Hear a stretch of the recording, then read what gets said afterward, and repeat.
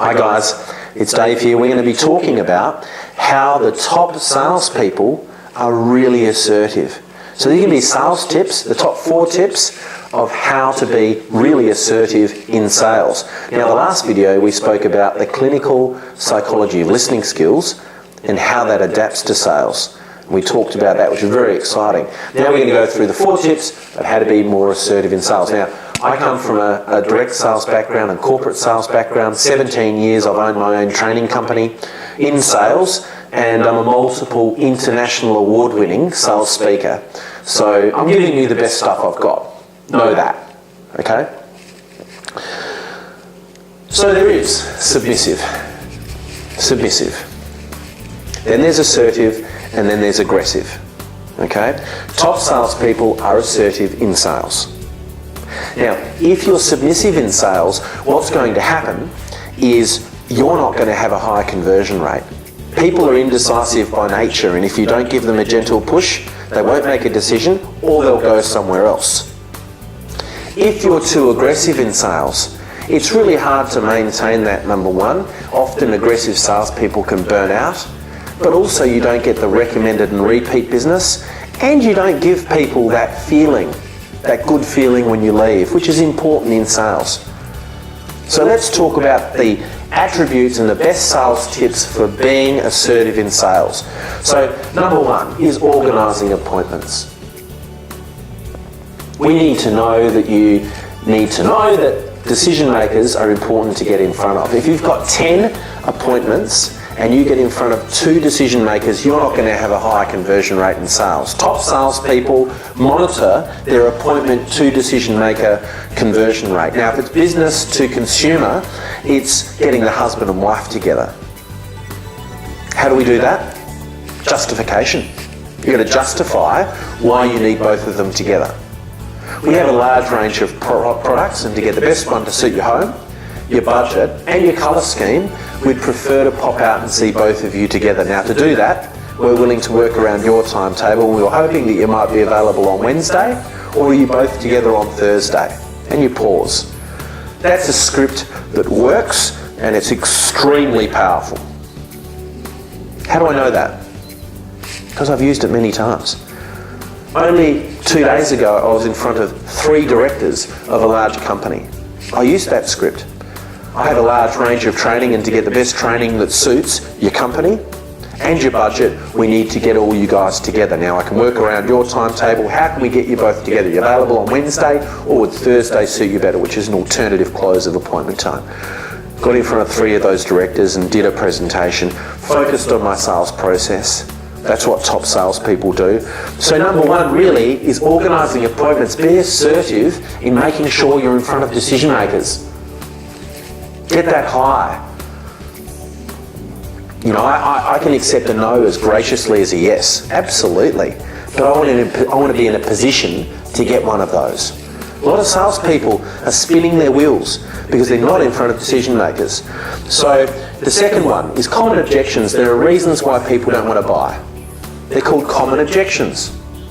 Usually there's 4 in every industry group. And I'll be talking about this later in one of my YouTubes. But you know, I want to think about it. The price objection.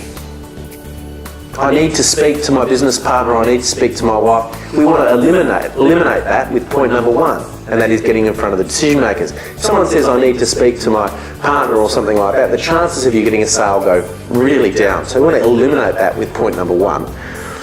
Okay, so I want to think about it. The price objection.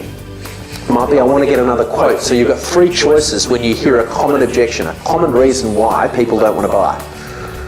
Number 1, you can give up, you can wing it, or battle plan it. The top 4% form battle plans for common objections, and they have scripts for them.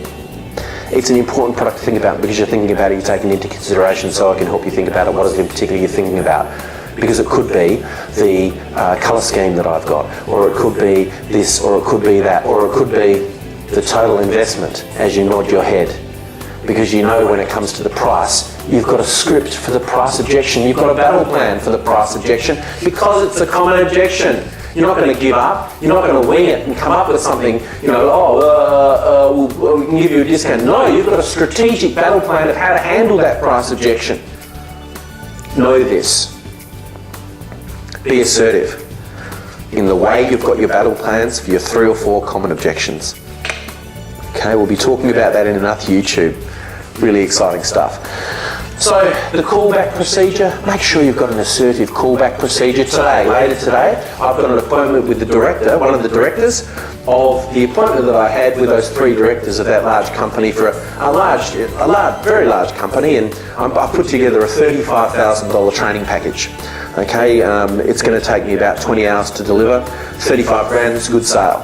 So when I got into that appointment, I focused on my sales process. I had the 3 directors together, but then they said, oh, we want to have a think about it. We want to chew over the proposal. And I said, well, it's an important product to think about because you think about it, taking it into consideration, so I can help you think about it. I wasn't particularly thinking about how to use that.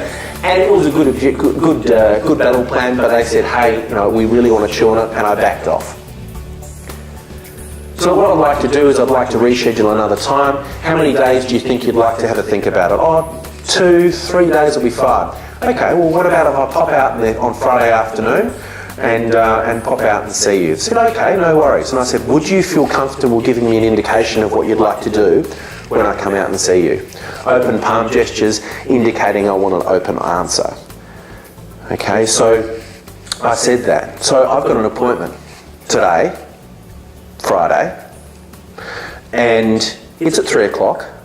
And I'm seeing the director. They're going to give me an answer. What do you think my conversion rate of callback to sale is? It's very high. It's about 50%. What if I got on the phone and followed up with them? No, it doesn't work. What sort of assertive callback procedure do you have that you've structured? Want to be in the top 4%? That's what they do.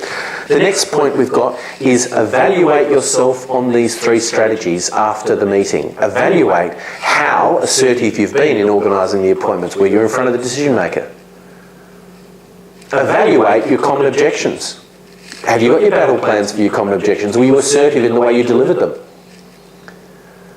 And also make sure that you have your callback procedure. You need to evaluate these 3 points. Point number 4 is evaluate 1, 2, and 3. And you've got to have fun doing it. This is good fun. High-level personal development equals high-level sales success. Have fun, have a laugh. We don't focus on the sale, we focus on our sales process. All conversion rates fall into place from that. Well, I've had fun. I hope I've given you value, okay? If you like this, just subscribe or even make some comments, okay? In the next YouTube video, we're going to be talking about reading people, the art of reading people. How you know when someone's lying to you, telling you the truth. Really exciting information. Please subscribe. I've enjoyed this one. I hope you have. And live, love, laugh and be happy, eh? See you later. Thanks. David Ferrier, over and out.